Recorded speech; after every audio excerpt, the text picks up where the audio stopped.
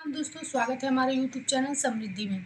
दोस्तों, मैं आप लोग को देवशयनी एकादशी से देवोत्थानी एकादशी जो कि चतुर्मास के नाम से जाना जाता है, उसके बारे में आज इस वीडियो में बताऊंगी कि 4 महीने जब विष्णु भगवान शयन निद्रा में चले जाते हैं, तो क्या ऐसे ज़रूरी नियम हैं जो कि हमको उसका पालन करना चाहिए। और इस चतुर्मास में जो लोग ये नियमों का पालन करते हैं, कहा जाता है उनका आध्यात्मिक क्षेत्र बहुत मजबूत हो जाता है और भगवान के वो काफ़ी करीब चले जाते हैं। तो समस्त पापों का नाश होता है इस चीज़ से। जैसे आपसे जीवन में कोई जघन्य अपराध हो गया है, तो क्या क्या ऐसी चीज़ें हैं जो ज़रूरी चीज़ें मैं बताऊंगी, वो इस 4 महीने में आप करके एक देवोत्थानी एकादशी के बाद आप लोग एक नया जीवन, एक नया सुख, एक नया अनुभव करेंगे इस 4 महीने के बाद। इस 4 महीने के अलावा कभी भी किसी देव देवी को सुलाना नहीं चाहिए। ये 4 महीने कौन कौन से हैं? सावन, भाद्रपद, आश्विन और कार्तिक मास। इस 4 महीने में विष्णु भगवान शयन करते हैं, जो कि आप लोग जानते हैं कि ये समस्त पालन करता है हमारे विष्णु भगवान। तो इस कृष्ण ने युधिष्ठिर से तो बहुत सारे गीता में बात की हैं कि क्या क्या लोगों को करना चाहिए। जैसे सोने के सूर्य दान करने से आदमी पर राजा की तरह जीवन जीता है, यहाँ तक कि उसकी औलाद तक भी। लेकिन मैं जहाँ तक जानती हूँ, सोने का सूर्य बनवाना या सोने का विष्णु भगवान की प्रतिमा बनाकर उनकी पूजा करना, हम जितने मतलब मेरा दिमाग जाता है, हम लोगों के संभव की बात नहीं है कि हम प्रतिमा बनाएं, क्योंकि सोने का मूल्य जैसे है कि बहुत ज़्यादा हो गया। और कुल मिला जुला करके पूजा उतनी ही की जाती है, भक्ति उतनी ही की जाती है जितनी शक्ति हो। कोई ऐसा नियम नहीं बनाना चाहिए और या कोई वैसा विधि विधान नहीं करना चाहिए जो कि आदमी करने में टूट जाए। तो मैं आप लोगों को वो तो बहुत ज़्यादा नियम बताए हैं कृष्ण भगवान, लेकिन मैं उसमें से कुछ ज़रूरी नियम जो कि हमारे मानव जीवन के लिए भी सार्थक हो और हम उसको कर सकें इस चतुर्मास में, और एक अच्छा जीवन, अच्छे सुख की प्राप्ति हो सके। तो वीडियो को स्किप मत कीजिएगा दोस्तों, ध्यान से सुनिएगा कि मैं आप लोगों को आज ये क्या क्या नियम चतुर्मास में बता रही हूँ। देखिए, हम लोग यदि हिंदू हैं और शास्त्रों के नियमों का पालन करते हैं, आध्यात्मिक जगत से जुड़े हैं, तो हमें ये नियमों का पालन ज़रूर करना चाहिए। किस एक चीज़ का पाठ है जो इस चतुर्मास में यदि आप करते हैं, तो आपको समस्त सुख, जो भौतिक सुख है या पारिवारिक सुख है, समस्त सुख मिलेगा। यहाँ तक कि आपके औलाद तक इसका सुख भोगेंगे। बस जो मैं बताऊंगी उन नियमों का आप लोग पालन कीजिएगा। वीडियो के एंड तक बने रहिएगा दोस्तों। वीडियो थोड़ी बड़ी हो जाए तो घबराइएगा मत, क्योंकि शुरू में ही आप लोग को बातें समझानी पड़ती है। इसीलिए मैं एक एक बात कापी पर लिख लेती हूँ कि ताकि कोई भी पॉइंट छूटे नहीं और आप लोग को पूरे अच्छे से नियम बता दूँ। तो अच्छी लगे तो एक लाइक ज़रूर कीजिएगा, क्योंकि बहुत ही मेहनत से मैं आप लोगों के लिए सब जानकारियाँ इकट्ठा करती हूँ और पढ़ती हूँ शास्त्रों को, तब जा कर के आप लोग को एक छोटा सा नियम बताती हूँ। और चैनल को सब्सक्राइब कर दीजिएगा ताकि किसी भी वीडियो की नोटिफिकेशन आपके पास पहुंच जाए और आप उसका लाभ ले सकें। आपके काम के हों या आपके फ्रेंड के काम के हों, तो ज़्यादा से ज़्यादा शेयर कीजिए दोस्तों। चलिए वीडियो को आगे बढ़ाते हैं।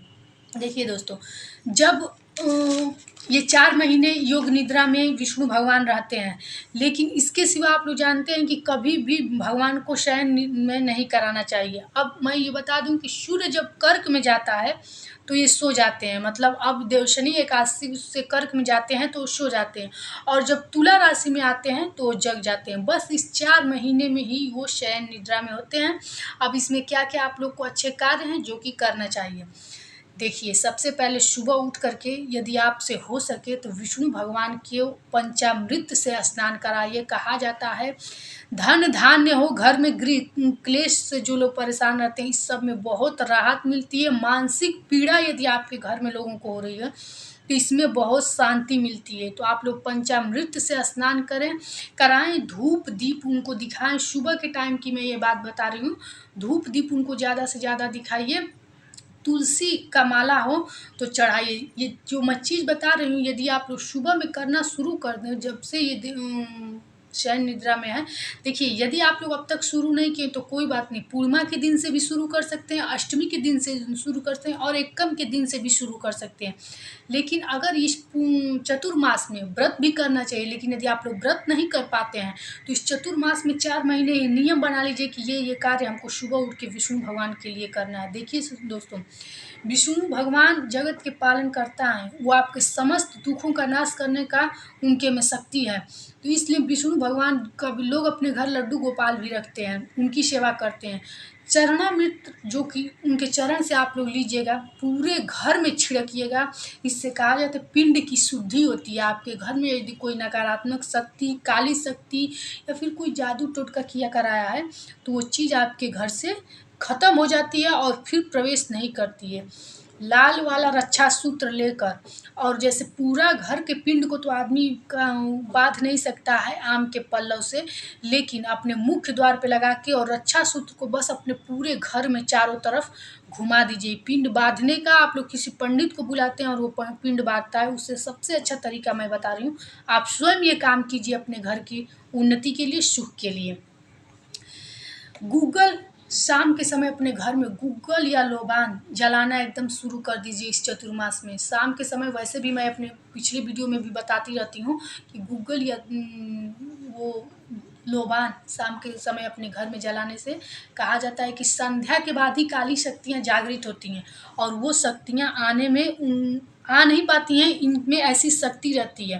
तो इसलिए अपने घर में आप लोग शाम के समय उपला ले करके गाय के उपले पर लोबान या गूगल जरूर जलाइए। शाम के समय विष्णु भगवान के मंत्रों से हो सके तो 108, 51, 21 नामों से उनका हवन करना शुरू कर दीजिए चतुर्मास में। चतुर्मास में जितना ज़्यादा से ज़्यादा विष्णु भगवान का आप पूजा करेंगे, एक अच्छा जीवन पराक्रमी और आपका आवरण जो है आभा मंडल जिसको हम बोलते हैं, वो इतना तेज निखरेगा कि आप खुद जब देवोत्थानी एकादशी के बाद अपना जीवन देखिएगा और उसके पहले का देखिएगा, आपको खुद बदलाव महसूस होगा अपने जीवन में। संध्या के समय हवन करना शुरू कर दें। कोई भी पाठ, जैसे कि आप लोग कोई भी पाठ पहले करते हो, वो उस पाठ को इसमें तो कीजिएगा, लेकिन एक मैं ज़रूरी पाठ बता रही हूँ विष्णु सहस्त्र नाम का। चाहे आप कोर्ट कचहरी के चक्कर में पड़े हों, चाहे आपके बच्चे पढ़ रहे हों, नौकरी नहीं पा रहे हों, तो आप एक ये पाठ गांठ बाँध लीजिए। इस पाठ को आप पूरे 4 महीने रोज़ सुबह या शाम जिस टाइम पहले दिन करना शुरू करें, पूरे 4 महीने घर में कि बुजुर्ग सबसे बड़ी महिला हो या आप जिसकी कमाई से घर का पूरा खर्च चलता हो, वो दोनों में से कोई एक लोग पूरा ये 4 महीने चतुर्मास में आप उस चीज़ से पाठ करना उसका शुरू कर दें। बस एक घी का दीपक जला लीजिएगा और कुछ भोग लगा लीजिएगा। अगर ये कार्य आप पूरे चतुर्मास करना शुरू कर दें, तो मैं दावे के साथ कह रही हूँ कि आपके घर में कि जो भी संकट है, वो संकट आप अपनी याचना में ज़रूर कहिएगा। जो भी संकट है इस चतुर्मास में ही खत्म हो जाएगा, क्योंकि विष्णु सहस्त्र नाम को मैं आँखों से अपनी देखी हूँ कि कितना चमत्कारी है। अब धनहीन आदमी को भी इतना राजा जैसे जीवन दे दिया है। इस चीज़ में आपको पता नहीं होगा कि कितनी शक्ति है। विष्णु सहस्त्र नाम में स्वयं विष्णु भगवान का है कि मात्र नारायण नारायण का जाप करने वाले को भी उसके सारे कष्ट मैं ले लेता हूँ। तो नारायण नारायण शब्द का आप लोग जितना ज़्यादा से ज़्यादा जाप करेंगे, वो बहुत ज़्यादा फायदेमंद होता है। मात्र एक जाप से आपके समस्त कष्ट हो जाएंगे, विष्णु भगवान स्वयं ले लेते हैं। ये हमारे शास्त्रों में लिखा है। विष्णु सहस्त्र नाम जब आप पढ़ेंगे तो उसमें स्वयं विष्णु भगवान ने कहा है। एक चीज़ और मैं बताना चाहूँगी, जब आपके समस्त 4 महीने के पूजा पाठ नियम पूरे हो जाए, एक चीज़ और कि ब्रह्म मुहूर्त में आप लोग जगिएगा। ब्रह्म मुहूर्त में ही जग करके आप लोग सुबह पंचामृत से स्नान कराइएगा, धूप दीप दिखा करके, और जो मैं पंचामृत में 5 चीज़ों को बताती हूँ उस चीज़ से। तो 5 ही सही ब्राह्मणों को, देवोत्थानी एकादशी जो होती है जिस दिन हम लोग तुलसी जी का विवाह करते हैं, उस दिन 5 ही ब्राह्मण को सही आप लोग भोजन जरूर कराइएगा, क्योंकि विष्णु भगवान ब्राह्मणों के भोजन से बहुत प्रसन्न रहते हैं। यदि आपको ब्राह्मण नहीं मिले तो मैं अपने हर वीडियो में आप लोग को बताती हूँ, सबसे अच्छा काम है कि आप अपने घर के जो बहन हैं, बुआ लोग हैं, उनके बच्चों को बुला लीजिए, उनको बुला लीजिए। इससे अच्छा ब्राह्मण आपको कहीं मिलेगा ही नहीं। इन्हीं को बुला करके आप लोग भोजन कराइए और 11 रुपया 21 रुपया जो भी आपके पास हो वो दान कीजिए। और चूँकि वो एकादशी का दिन रहेगा, माता तुलसी का उस दिन विवाह किया जाता है, तो उस दिन यदि आप लोग श्रृंगार की वस्तुएं भी दान कर देती हैं तो सदा सुहागन रहने का आशीर्वाद मिलता है। आप लोग की पति की तरक्की भी होगी। ये जो भी मैं चीज़ बताई हूँ ये कृष्ण द्वारा कहा गया है शास्त्र में युधिष्ठिर से, लेकिन उसमें मैं जैसा कि आपको वीडियो की शुरू में ही बताई हूँ कि क्या क्या कहें, सोने का सूर्य बनवा दीजिए, सोने की विष्णु भगवान की मूर्ति। चूँकि हमारे जीवन में ये चीज़ संभव नहीं है, मैं आप लोग को बता दूँ, लेकिन हमको नहीं लगता है कि ये हमारे वीडियो छोटे लोग भी देखते हैं, बड़े से बड़े लोग भी देखते होंगे। तो ये कोई चीज़ संभव नहीं है, लेकिन आपको मैं जितना ज़रूरी नियम बताई हूँ, यदि इन नियमों का भी आत्मा से, अपने मन से, लगन से पालन करें, तो निश्चित रूप से चतुर्मास के बाद आपका जीवन एक निखर जाएगा, और जो भी आपके पाप होंगे, कर्म होंगे, वो कष्ट कट जाएंगे और आपका एक अच्छा जीवन हो जाएगा। तो दोस्तों, वीडियो कैसी लगी ये आप लोग ज़रूर बताइए। चैनल को साथ साथ सब्सक्राइब कीजिए, ताकि अच्छी वीडियो, सही जानकारी शास्त्रों की आप लोग के पास ऐसे ही पहुँचती रहे। फिर मिलेंगे नए वीडियो के साथ। जय श्री राम।